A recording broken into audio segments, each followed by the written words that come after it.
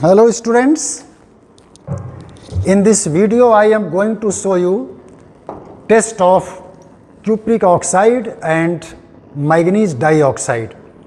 Both the samples are black in color, both are black, very difficult to recognize which one is cupric oxide and which one is manganese dioxide. Now another point is,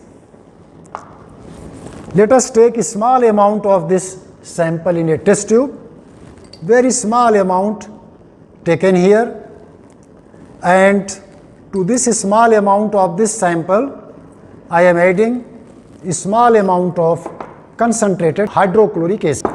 Concentrated hydrochloric acid added to this one and warm it.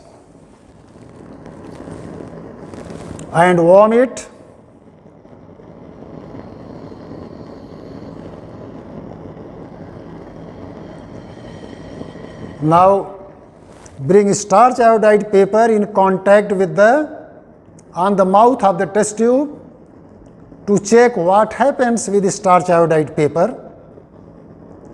Then moist starch iodide paper brought in contact with the gas on the mouth of the test tube, does not happen anything, no effect.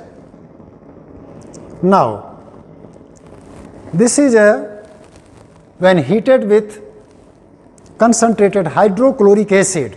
If not visible, I am showing you that in another test tube here,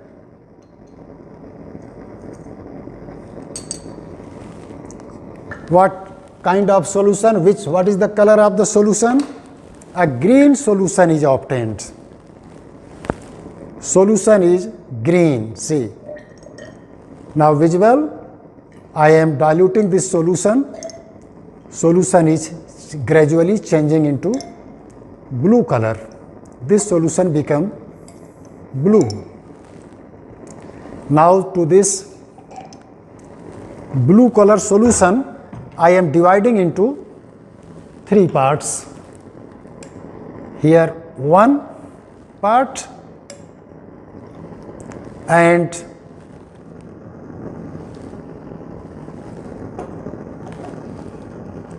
next second part of solution. Second part of solution. Like that, three part I have made here.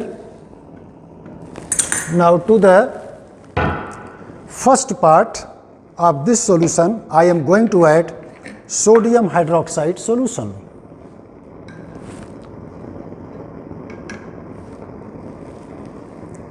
Sodium hydroxide solution is added. There is pale blue precipitate formed. This pale blue precipitate does not dissolve on adding excess sodium hydroxide solution. Now to the second part of the solution, this part, let us check with potassium ferrocyanide. Potassium ferrocyanide solution, let us add and see what happens. This potassium ferrocyanide solution on adding few drops only, then we are getting brown precipitate is there. Brown precipitate is formed on adding potassium ferrocyanide solution. It confirms that this is sample number 1 is cupric oxide. Cupric oxide is present there. Sample number 1 is cupric oxide, means cupric ion is present there in the solution when made in hydrochloric acid. Now on adding ammonium hydroxide, it gives deep blue color. That also indicates that solution contain cupric ion on adding ammonium hydroxide to it. Now next is Let us say sample number 2. Sample number 2 I am taking there, a small amount in a test tube. Sample number 2, a small amount taken in the test tube. To this small amount, now I am adding some concentrated hydrochloric acid to it. Concentrated hydrochloric acid is added. Now to this solution also I am going to warm it, heat it. On heating, what happens? Let us see.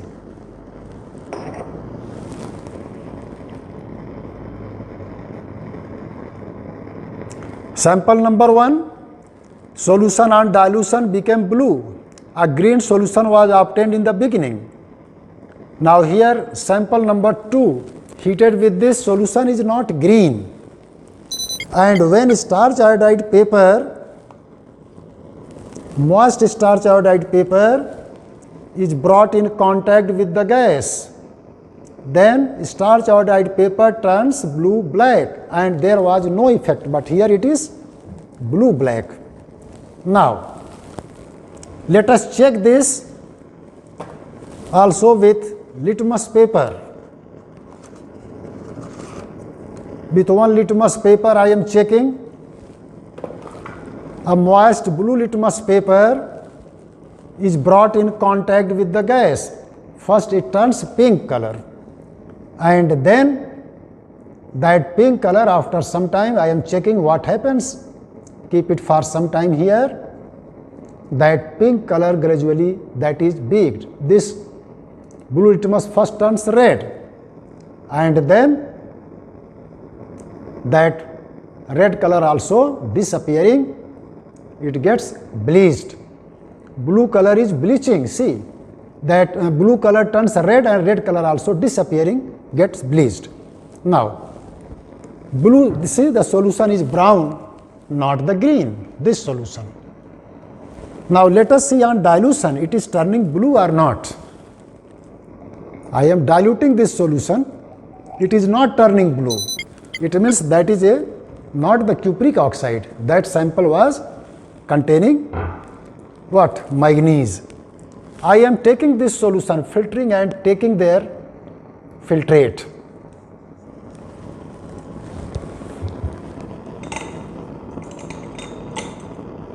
Now this solution obtained over here as filtrate, I am going to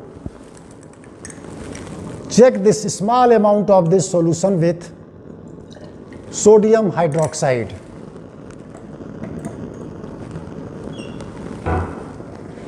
I have shown here there is no brown color. On adding a small amount of sodium hydroxide to it,